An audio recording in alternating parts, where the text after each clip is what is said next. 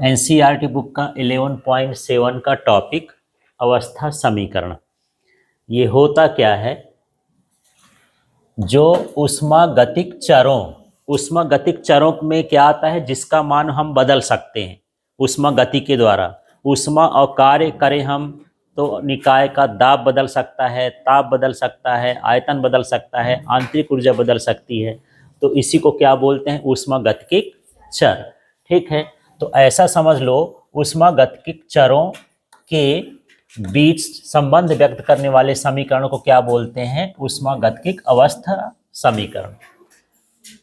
ठीक है, तो अवस्था समीकरण क्या हो गए, उष्मागतिक चरों के बीच संबंध व्यक्त करने वाले समीकरणों को उष्मागतिक अवस्था समीकरण कहते हैं।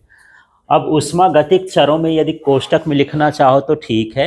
ये उष्मागतिक चर क्या होते हैं, दाब है, आयतन है, ताप है, आंतरिक ऊर्जा। जिस समीकरण में ये आ जाएं वो क्या कहलाएगा, अवस्था समीकरण।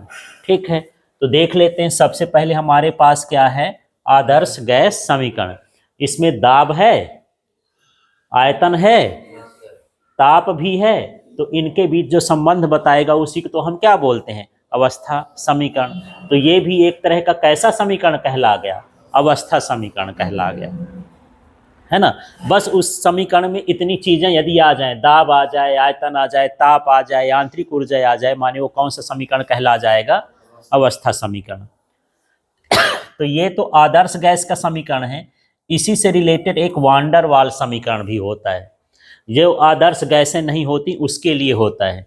क्योंकि आदर्श गैस केवल आप सोच सकते हो, दुनिया में है नहीं, है ना। लेकिन दुनिया में कौन सी गैसें हैं, वास्तविक गैसें। तो वास्तविक गैसों के लिए जो समीकरण लगता है वो समीकरण कौन सा है, वांडर वाल समीकरण। इसको वांडर वाल ने ही निकाला था, इसलिए इसको वांडर वाल समीकरण कहते हैं। अब इसमें भी देखें, इसमें दाब है, यह अवस्था समीकरण कहलाता है, दाब आ गया। इसमें क्या है, आयतन भी है, तो ये आयतन भी अब उष्मागतिक चर कहला गया। ठीक है, इसके बाद यहाँ भी आयतन है, यहाँ ताप है, ये ताप हो गया। तो इनके बीच तो संबंध ही बता रहा ना। ऐसे समीकरण को हम क्या बोल देंगे, ये कौन सा समीकरण कहला गया, अवस्था समीकरण। अब यहाँ पर उष्मागतिकी का जो हम प्रथम नियम पढ़े थे, तो यहाँ पर क्या आ रहा है, ये आंतरिक ऊर्जा। तो ये आंतरिक ऊर्जा इसमें है, इसके बीच में संबंध बता रहा है यहाँ पर। लेकिन ये जो डेल्टा क्यू माने ऊष्मा था और डेल्टा डब्ल्यू माने क्या है, कार्य, ये अवस्था समीकरण नहीं है, ये तो उसके कारक है, बदलने वाले हैं। यदि आप ऊष्मा दोगे तो ये सारी चीजें बदल सकती हैं, यदि आप कार्य करोगे तो ये सारी चीजें बदल सकती हैं। ये उष्मागतिक चर में नहीं आते हैं, ये तो उसको बदलने वालों में आते हैं। ठीक है, ड्राइवर हैं इसके, ये इनको ड्राइव करेंगे कि कब तुमको कहाँ जाना है, कैसे करना है। तो भैया ऊष्मा लो, इसके बाद तुम जाओ जहाँ जाना हो, बदलना हो तो ऊष्मा चाहिए। ठीक है ना, ऐसे। अब हम डेल डब्ल्यू का भी मान निकाले थे, पी डी भी निकाले हो, जो तुम लोग अभी निकाले हो, ये क्या डी भी बराबर एक सूत्र निकाले हो ना, सॉरी,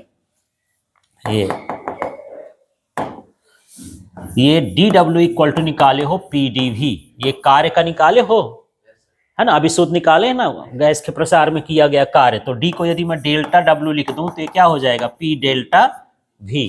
तो यहाँ पर इस कार्य को हम ऐसा भी लिख देते हैं। अब इसमें तीनों चीज आ गई, तो यहाँ क्या आ गया, आंतरिक ऊर्जा, यह इसमें आंतरिक ऊर्जा, इसमें क्या है दाब, उधर भी क्या हो गया दाब, इसमें भी क्या है आयतन, उसमें भी क्या है आयतन। तो ये किस तरह का समीकरण कहला जाएगा, अवस्था समीकरण। मेन वाला ये आ है, ठीक है, ये और ये कौन सा समीकरण कहलाएगा, अवस्था समीकरण। क्लियर हो गया।